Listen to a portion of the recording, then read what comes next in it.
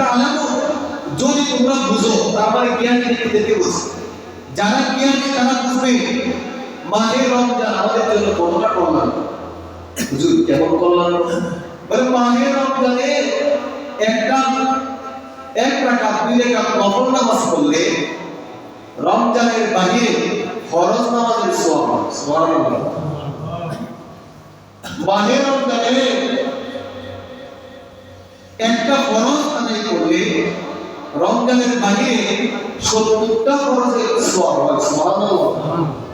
মাহে রমজানের বাইরে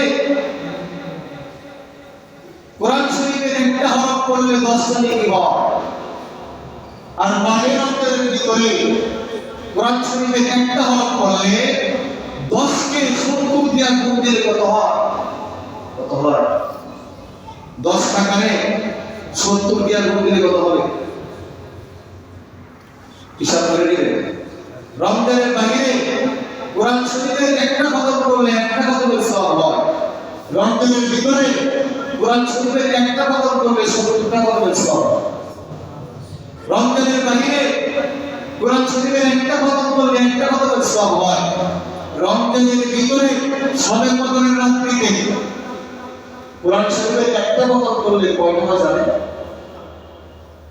হিসাব করলাম করি, একটা খতমে 70 দিয়ে গুণ দিবেন, 70 রে আবার 1000 দিয়ে গুণ দিবেন। একটা খতমে মনে করেন 1 টাকারে 70 দিয়ে গুণ দিয়া 70 রে আবার 1000 দিয়ে গুণ দিবেন, যত হবে একটা খতম করলে এই পরিমাণ সওয়াব হবে। রমজান সুবহানাল্লাহ। রমজান মাস আমাদের জন্য কতটা কল্যাণ তা আপনি বুঝবেন না। এক ব্যক্তির বয়স 70 বছর, এক ব্যক্তির বয়স 70 বছর, 70 বছরের ভিতরে সে জীবনে কোনোদিন নামাজও পড়ে নাই, রোজাও রাখে নাই, হজও করে নাই, যাকাত দেয় নাই। 70 বছরের বৃদ্ধ মানুষটা রমজানের আগে বাবা হয়ে গেছে, এখন থেকে সে 5 ওয়াক্ত নামাজও পড়ে, রোজাও রাখে, সব কিছু করে, আবার সে হজ করতেও গেছে, মনে করেন হজ বন্ধ করতে গেছে। রমজানের পরে সে লোকটা মারা গেল, তার আমল নামায় কি পরিমাণ সওয়াব হলো আপনি জানেন? বলে রমজান মাস ছাড়া প্রত্যেক দিন 5 ওয়াক্ত নামাজ, 5 ওয়াক্ত নামাজের 5 ওয়াক্ত সওয়াব হয়। অর্থাৎ ফজর পড়ছেন, ফজরের একটা সওয়াব লেখা হবে, জোহর নামাজ পড়ছেন, জোহরের একটা সওয়াব লেখা হবে, এইভাবে 5 ওয়াক্ত নামাজ। রমজানের ভিতরে প্রত্যেক দিনে 5 ওয়াক্ত নামাজের সওয়াব 70 ওয়াক্ত করে লেখা হয়। সুবহানাল্লাহ।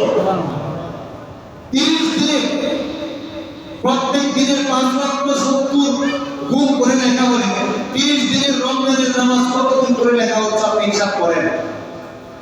জীবনে আপনি একটা উমরা করলেন, একটা উমরা সওয়াব পাবেন, মাহে রমজানে একটা উমরা করলে 70টা উমরা সওয়াব পাবেন।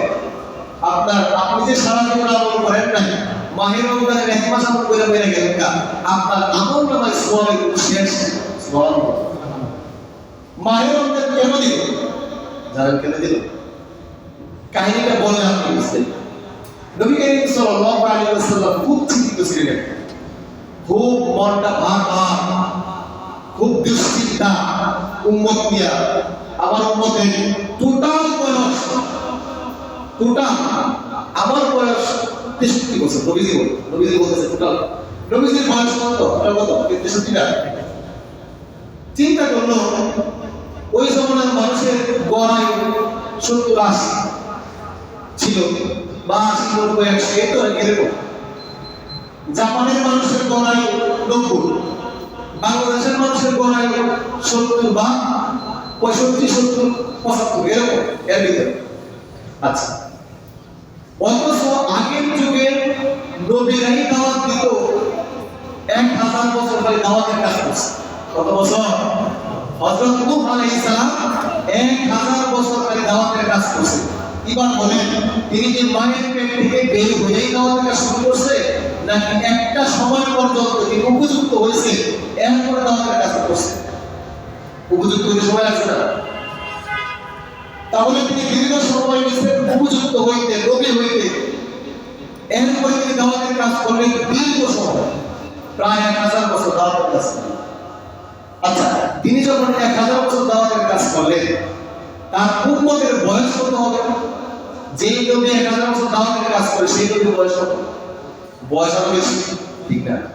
তাহলে যেই উম্মতদেরকে 1000 বছর দাওয়াত দিল, সেই উম্মতের হায়াত কত? আরো বেশি।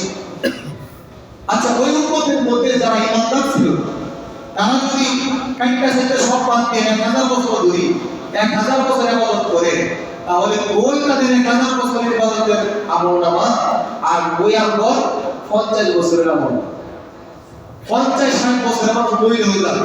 এরপরে আমার বালেগ হয়তো 12 বছর, বালেগ হয়তো 12 বছর লাগে। আমার ওই যে ওয়াজ নসিহত হুইটটা লাইভ হয়, এটা আলাদা বিজনেস, ঠিক না?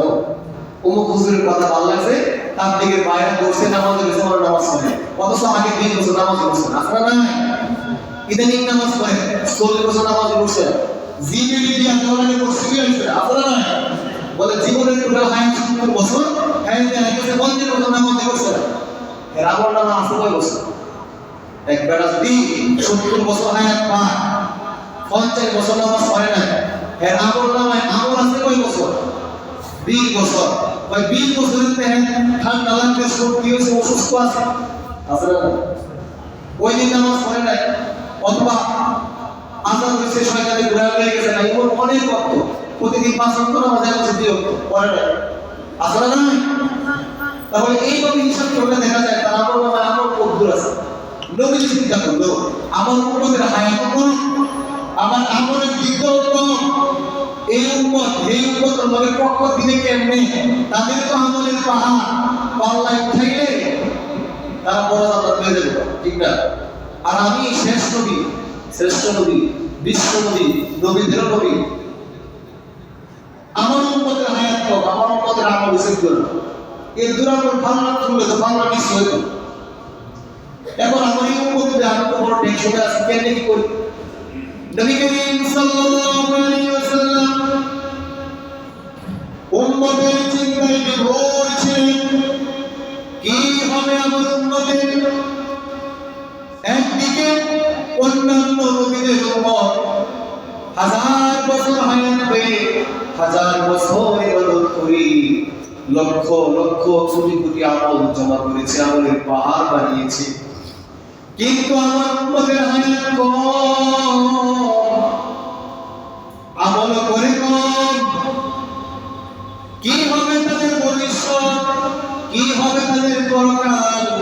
খুবই দুশ্চিন্তায় ছিলেন। নবীর মনে কষ্ট, আল্লাহ রাব্বুল আলামিন বন্ধুর কষ্ট সহ্য করতে পারলেন না।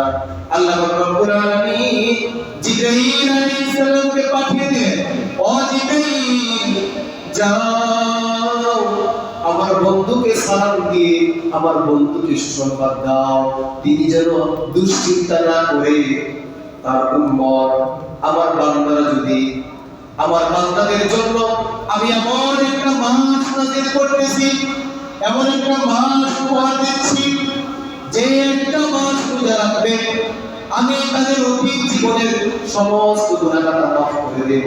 সুবহানাল্লাহ। সেটা হচ্ছে মাহে রমজান, যেই মাসে একটা নফল আমি করেন, রমজানের বাইরে একটা ফরজের সওয়াব আল্লাহ দিয়ে দেব। যে মাহে রমজানের মধ্যে একটা ফরজ আদায় করবে, আমি রমজানের বাইরের 70টা ফরজের সওয়াব দিয়ে দেব। ইবা আপনি তো এটি পাইলেন, একটা আদায় করে 70টা পাইলেন, একবার সুবহানাল্লাহ বলে 70টা সুবহানাল্লাহ সওয়াব পান, ঠিক না?